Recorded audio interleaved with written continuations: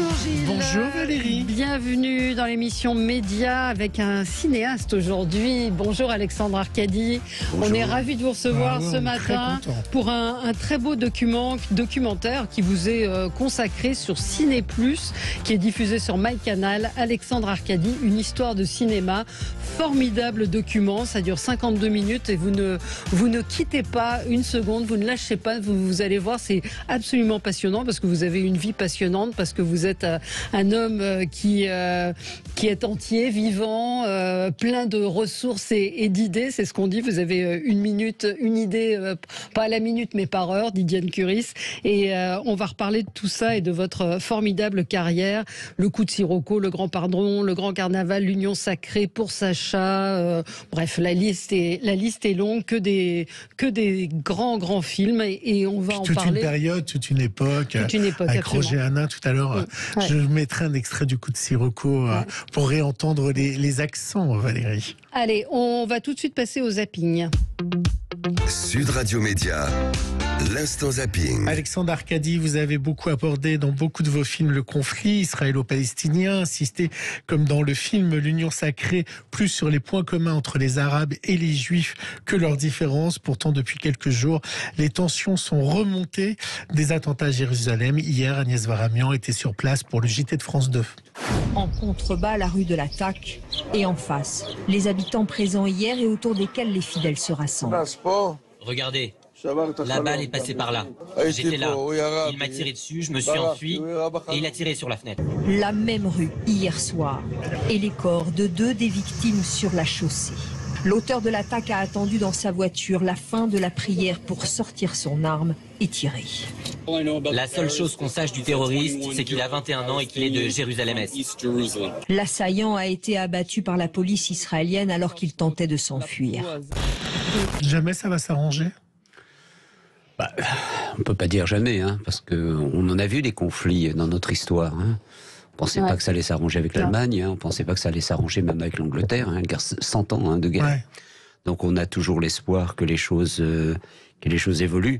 Mais moi je suis frappé par ce sentiment de haine, et de haine profonde, quand on imagine qu'un gamin de 13 ans a pu accomplir comme ça, sortir son revolver, tirer à bout portant sur les gens, ça en dit long sur une mentalité qui est une mentalité de rejet absolu. Alors bon, la faute n'est pas entièrement aux Palestiniens, mais pas non plus du côté israélien. Il faut dire que les Israéliens ont essayé, de multiples reprises, de tendre la main. Ça n'a jamais abouti. Il y a une volonté chez les Palestiniens qu'on ne comprend pas. Parce que moi j'ai le souvenir, après la guerre des 6 jours, j'étais en Israël. Et j'ai parcouru les territoires dits occupés. Alors c'est vrai qu'à cette époque, des grandes voix se sont élevées en disant il faut les rendre tout de suite. Et on aurait dû le faire. Mais j'ai vu la mentalité des gens qui étaient passés de l'autre côté, si je puis dire. Il y avait une espèce de fraternité qui était évidente. Je me souviens dans Jérusalem-Est, les commerçants, et ça c'est des souvenirs qui remontent à 67, commerçants totalement ouverts. Bon, c'est vrai que du tourisme qui arrivait, etc. Mais on a loupé des moments où il était possible de se rapprocher. Et moi, je me souviens de cette poignée de main entre Arafat et évidemment les autorités israéliennes. Et là, on a eu beaucoup d'espoir. Et puis voilà, les choses ne se sont pas faites. Mais je ne désespère pas.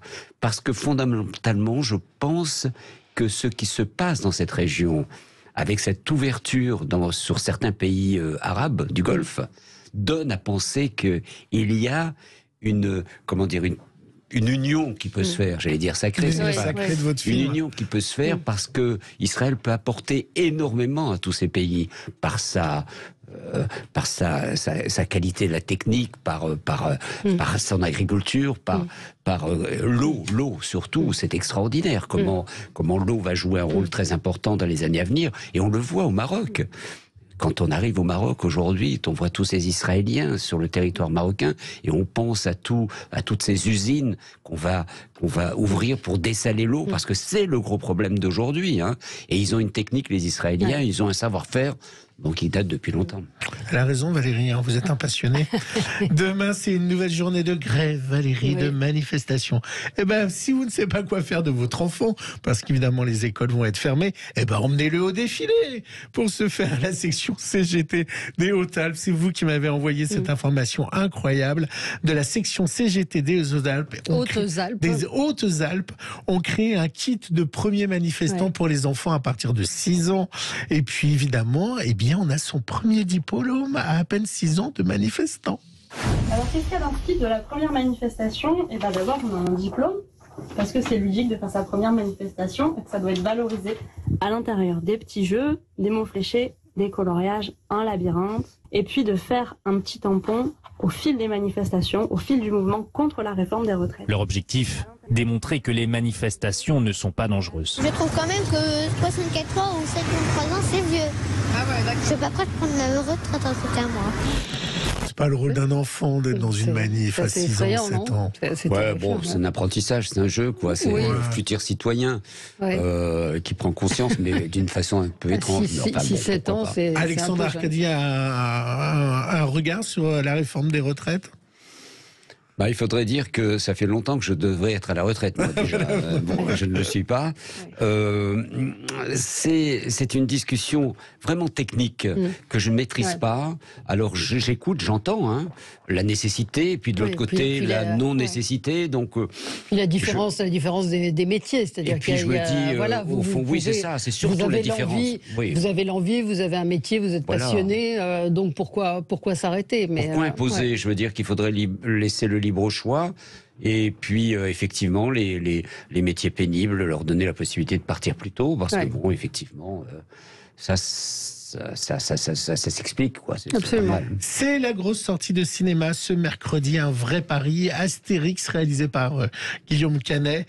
Vendredi, Pierre Lescure a dévoilé une interview incroyable d'Albert Uderzo. Valérie, vous savez qui voulait jouer Astérix? Louis de Funès. Et vous allez voir pourquoi ça n'a pas pu se faire. On a des années avec Louis de Funès, parce qu'il nous avait demandé la possibilité de faire un film avec Astérix. Et ça n'a pas marché parce qu'il voulait faire un Astérix, bien sûr. Il voulait le rôle principal, mais sans moustache. Il voulait jouer il avait peur qu'on le reconnaisse pas. Alors, on lui a dit, vous savez, sans moustache, on va dénaturer le personnage, les gens vont pas comprendre. Eh oui, vous voyez, quand on est cabot et comédien, c'était Albert Uderzo. On s'en parlera tout à l'heure, mais dans le documentaire qui vous est consacré, eh bien, évidemment, elle parle de cette amitié indéfectible avec Patrick Bruel. Il était en invité cette semaine de En Aparté. Il a parlé, il a été interrogé, il a fait sa dernière chanson sur la drogue, le milieu de la drogue. Et il a été interrogé là-dessus sur Canal+. Vous avez toujours résisté? J'ai pas eu à résister. J'ai eu la chance de pas avoir à résister. Et pourtant, Dieu sait si la drogue était partout. Et là, c'était de voir des amis glisser et de dire, voilà, c'est juste une main tendue. Je juge pas parce que je suis pas mieux. J'ai juste eu la chance de pas. Parce que le socle, parce que la famille. Parce que sans doute la famille et les copains, la bande de copains. Patrick Bruel tout à l'heure, qui est très présent dans ce documentaire. Bon, Valérie, c'est notre moment à tous les deux, parce que je finis toujours en musique, et beaucoup de nos invités nous ont parlé du phénomène ultra branchouille de Pierre de Maher. Dont tout le monde parle. Évidemment, Quotidien ne pouvait ne pas le recevoir. Ils l'ont reçu, évidemment, quand c'est branchouille. Eh bien, vous ne pourrez plus dire « Je ne connais pas Pierre de Maher », puisque vous allez l'entendre maintenant. Il fait tourner le monde à l'envers. Je suis l'enfant des Toréadors et de la Sainte Marie. Voilà. Oh, ça fait un petit peu, il y a un petit côté branchou, un petit côté d'Indochine. Dans un instant, on se retrouve avec Alexandre Arcadi pour parler de sa vie, de son histoire au cinéma et de films incroyables, et puis de ceux que vous avez mis au monde. J'ai trouvé cette expression très belle de la part de Patrick Bruel et de Roger Hanin aussi, qui tous les deux prononcent cette phrase à votre propos, Alexandre Arcadi. À tout de suite. Sud Radio Média, l'invité du jour. L'invité du jour, c'est Alexandre Arcadi. Ça parle série. Oui, on parle série, cinéma. Vous regardez beaucoup les séries, Alexandre Arcadi? Non, j'en regarde. Ouais. D'autant plus que je suis en train d'écrire une série à partir du Grand Pardon avec mon fils, avec Alexandre Aja, qui était le gamin de 3 ans dans le film. Et quand il m'a dit je veux écrire la série avec toi, là, je me suis lancé et c'est très jubilatoire d'écrire une série. Ah, oui. C'est très différent, non très différent parce que au fond, en 2 heures de temps sur le Grand Pardon, on a évoqué des personnages, et là, on va avoir la possibilité, de rentrer les Robert Hossein, les Trintignant, les Giraudot, comment dire, d'élargir le spectre de leurs personnages dans l'histoire, et ça, c'est formidable. Mais est-ce que c'est encore d'actualité ? Le Grand Pardon ? Ouais. Vous savez, nous, on va le mettre dans les années 70. C'est-à-dire que l'intérêt du Grand Pardon, c'est un titre. C'est-à-dire que vous êtes, vous, moi, nous, on est devant la télé, on va sur une plateforme, on voit le Grand Pardon, on clique plus facilement sur une marque connue. Maintenant, il faut répondre aux attentes et être bon. Ça, c'est une deuxième étape. Mais la première étape d'appuyer sur le clic, ça, c'est plus facile avec une... Mais pardon de vous interrompre, mais ce que dit Patrick Bruel dans le documentaire qui vous est consacré, donc qui est diffusé sur MyCanal, sur Ciné+, Alexandre Arcadi, une histoire de cinéma, c'est que ces films ont parlé à tout le monde, même ceux qui n'étaient pas pieds noirs ou concernés, parce que ça parle de déracinement, parce que ça parle, ce sont des thèmes assez universels finalement que vous avez évoqués dans tous ces films. Moi, ça me fait rigoler quand on dit ah oui, c'est un cinéma un petit peu de niche. C'est pas vrai, parce que quand les Américains comme Scorsese ou Coppola parlent des Italo-Américains, il n'y a pas que les Italo-Américains qui vont voir les films. C'est le monde entier va voir les films. Donc voilà, je veux dire que ça c'est une remarque pas agréable et puis qui n'a pas d'intérêt. Non. Moi, j'ai toujours voulu faire des films grand public, et heureusement, j'ai eu la chance de rencontrer le public souvent, par moments un peu moins, comme tout le monde, et puis ça, c'est normal. Mais j'ai toujours parlé de choses que je connaissais, c'est-à-dire vraiment pour lesquelles j'avais de l'intimité. Et donc, quand on a de cette intimité avec des sujets, on est beaucoup plus vrai, beaucoup plus juste, et ça touche profondément. On a un auditeur qui demande si les acteurs du film vont jouer dans la série. Hélas. Roger Hanna n'est plus là, Robert Hossein n'est plus là. Bernard Giraudot.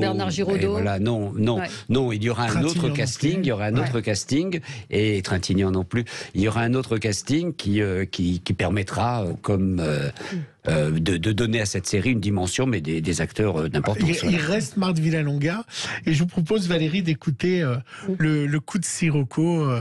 C'est un extrait du début de la bande-annonce, c'est jouissif. On vous a rien dit en France, c'est pas possible. Vous avez rien su, on vous a tout caché. Mais enfin, tout de même, à ce point. Croyez-moi, monsieur, ça a été dur, hein. Regardez le pour son père. Tiens, père, combien tu en as des enfants par lui? J'en ai qu'un, c'est l'unique. Oui, Rob. Alors pourquoi tu mets fils avec un S? Tu me mens pas, hein? Fiston. Il vient à peine d'avoir son certificat d'études, le malheureux, qu'on s'y attendait pas. Tu veux que je te présente? Tu as l'air de tourner autour d'elle comme une mouche. Arrête, papa. Ah, putain, quel fils que j'ai, moi. Voilà, lui, c'est mon fils Polo Monique. Je t'ai présenté, débrouille-toi. Comme il a honte de me montrer, j'ai voulu voir cette Monique avec qui il fréquente. Eh ben, le rouge à lèvres et le noir aux yeux, ils vous font pas peur, on dirait. Voilà, c'est toute une époque. Polo, c'était Patrick Bruel. Et on a entendu Roger Hanna, et quel casting. Quand on regarde, je vous disais hors antenne que ça m'a fait penser à cette formidable série qu'il y a en ce moment sur Paramount Plus, The Offer, sur le making of, la façon dont s'est fait le film Le Parrain.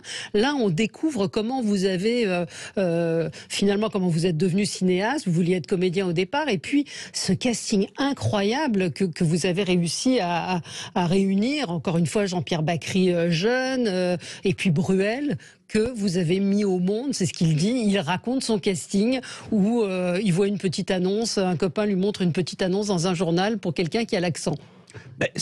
On dit en Algérie le mektoub, hein. C'est le destin. Il est arrivé, il a fait une prestation formidable. J'ai pas voulu tout de suite le choisir parce que j'étais jeune metteur en scène. Je me suis dit, attends, ne t'emballe pas. Tu vois le premier gamin et puis tu vas te dire oui. Et puis quelques temps plus tard, je l'ai appelé et lui, il était parti ailleurs. Hein. Il voulait aller dans un club de vacances au Club Med. Il était au Mexique et je lui ai dit, c'est pas possible, je vais le perdre. C'est comme en amour, hein, quand on perd. Vous aviez senti quelque chose de très fort avec avec lui. Absolument. Ouais. J'avais senti une vérité, une spontanéité, quelque chose. Jeune, il avait quoi? Il avait 17 ans. 18 ans. Et puis je l'ai fait venir et je lui ai dit, écoute Patrick, tu vas partir au Mexique, moi je vais faire le film, quelqu'un d'autre va interpréter ton rôle, et toi, tu vas revenir dans quelques mois, et tu seras à Paris, quand on passera chez Drucker sûrement, et tu seras dans ton salon, avec un sombrero sur la tête, et tu seras drôlement content. Le coup du sombrero l'a complètement calmé, et il a dit, bon, alors comment je fais pour me désengager? Je dis, t'inquiète pas, au club ce sont des amis, je vais m'en occuper. Voilà, et c'est comme ça que ça a commencé, et il a été quasiment de tous vos films, sauf Le Grand Pardon. De tous, non, de 5, j'ai tourné 5 fois avec Patrick, et j'ai été heureux qu'il signale, qu'il le dise, que certains projets, il les a refusés, et il en regrettait surtout un. C'est pour Sacha. Ouais. Et c'est vrai que j'avais écrit pour lui. Et c'est Richard Berry qui en fin de compte, quand il m'a dit non, j'ai remodelé le personnage. Au lieu d'être le copain, Richard Berry, ça a été un peu le prof, quoi, le leader. Voilà. Alors j'ai transformé les choses, mais Richard Berry était extraordinaire dans le film. Alors dans vos films, on voit des bandes s'affronter, les Arabes contre les Juifs. C'est des policiers. Enfin, c'est souvent des policiers vos films. Je voulais avoir votre regard sur Rabbi Jacob, qui raconte un peu la même chose, mais avec le rire et avec Gérard Houry. Est-ce que vous auriez pu faire ce genre de film, ou c'est compliqué pour vous de faire une comédie? Vous avez pensé quoi de Rabbi Jacob? Ah, moi j'ai adoré Rabbi Jacob, et je vais vous raconter une toute petite anecdote, c'est-à-dire que à l'époque j'étais acteur, je voulais être dans le film, parce que je passais les castings. Ouais. Il y avait une dame qui s'appelait Margot Capelier, qui était le casting directeur, et elle me dit à l'occasion, je rentrais moi d'Israël, elle me dit, mais vous ne connaissez pas un orchestre de musique yiddish comme ça? Je dis non, mais je connais un groupe de danseurs et de chanteurs du folklore israélien, et c'était un ami à moi, Ilan Zawi. Vous devriez aller les voir.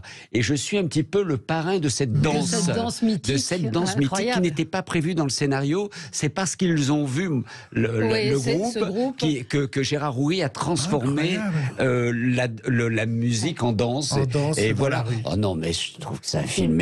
Mais Daniel Thompson et Gérard Houry faisaient un couple de scénaristes. C'est très compliqué à écrire les comédies. C'est vraiment très très compliqué. Mais pourtant, Le Coup de Sirocco, c'est ce qu'on apprend aussi dans le documentaire. Au départ, le film que vous vouliez faire était un film plus sombre. Exactement. Et en fait, c'est grâce à ce livre, Le Coup de Sirocco, que vous vous êtes dit, oui, finalement. Oui, c'est Daniel Saint-Amand. C'est ma rencontre avec Daniel Saint-Amand. Alors là, on a un parcours absolument incroyable, puisque sur les 16 films ou 17 films, il en a fait au moins 12 avec moi. Donc, son humour, sa façon de voir les choses, etc., m'ont beaucoup plu. Et puis, c'est grâce à lui que j'ai fait Le Coup de Sirocco. Parce que, effectivement, j'aurais pu, avec l'autre scénario, aller à Cannes, mais pas faire la carrière que j'ai fait en tant que cinéaste populaire, comme on dit. C'est devenu compliqué de faire des films? Oui, très compliqué. Très compliqué parce que maintenant, surtout après le Covid, il faut vraiment faire venir les gens dans la salle. Alors, les plus de 40 ans viennent plus facilement, c'est les autres qu'il faut faire venir, donc il faut créer comme ça des événements. Ouais. Alors tout le monde a un peu peur, mais je dois dire qu'effectivement, il y a très peu d'élus pour beaucoup de candidats, surtout pour être financés avec les télévisions, quoi. Canal joue un rôle formidable dans le cinéma français, et heureusement, mais concernant les chaînes de télé, surtout le service public, c'est devenu de plus en plus difficile. Pourquoi le service public, c'est plus dur ? Parce qu'il y a un choix éditorial qui correspond quelquefois à un prisme un petit peu élitiste, et qui est un paradoxe par rapport aux chaînes de télévision qui doivent être beaucoup plus ouvertes, beaucoup plus populaires. Moi, par moment, je ne comprends pas le choix éditorial, mais enfin bon, c'est le service public. Voilà. Ouais. Est-ce que Le Parrain vous a inspiré, demande Stéphane, pour Le Grand Pardon ? Est-ce qu'on peut faire un lien ? Je vais vous dire, moi, quand est sorti le premier Parrain, j'étais un jeune con, quoi. Je me suis dit, un film américain, je veux pas voir, et j'ai pas vu Le Parrain 1. Ah ouais. Et il a fallu attendre Le Parrain 2 pour que j'aille voir. Je trouve ça extraordinaire. Et à l'époque, c'était très difficile de retrouver des cassettes, etc. pour le 1. Donc, quand j'ai vu le 1, j'ai dit chef-d'œuvre. Et quand j'ai pensé à faire Le Grand Pardon, c'est pas grâce au Parrain, c'est un article dans le Nouvel Observateur d'un journaliste qui s'appelait Jean Bachmann. oui, Bachmann, je ne sais plus son prénom, René Bachmann, plus exactement, qui avait écrit un article sur l'enterrement d'un des frères Zemmour, 2 pages. Et j'ai trouvé qu'il y avait là matière à faire un film extraordinaire, une sorte de Al Capone comme ça, à la française. Et c'est lui qui m'a inspiré. Pas le parrain. Mais je suis très heureux qu'on le compare au parrain, attention. Hein. Vous avez eu des pressions de la famille Zemmour ? Ah oui, oui, ça c'est des grosses pressions téléphoniques. Et puis, le moment où le film se passe, François Mitterrand est élu président de la République, Roger Hanin, beau-frère du président, donc ça a changé. J'ai même eu peur que Roger ne fasse pas le rôle, parce que je me suis dit, maintenant qu'il est beau-frère du président, il va refuser de faire un patron de la mafia. Il me dit, non, attends, mon job, c'est mon job. Moi, je n'ai rien à voir avec la... Et puis, il y avait un ministre de l'Intérieur, Gaston Defferre, à qui on a fait part de nos problèmes. Et Gaston Defferre a fait passer un message dans le milieu en disant, s'il arrive quoi que ce soit à un technicien, un acteur sur le tournage, même si accidentellement il glisse dans un escalier, c'est vous qui serez responsable. Incroyable. Donc ça c'est... Écoutez, Zemmour du grand banditisme. On a pris des précautions. Par exemple, le négatif allait directement dans un coffre, dans une banque. Oui. Il faudra faire une suite alors à ce documentaire formidable que Frédéric Murat-Rotto, le réalisateur Frédéric Murat-Rotto et Guillaume Simon, produit par Hélène Verbois. Absolument, nous on a adoré. C'est donc sur MyCanal, Alexandre Arcadi, une histoire de cinéma, plein d'anecdotes formidables. Merci à vous. Tout de suite, Jean-Jacques Bourdin.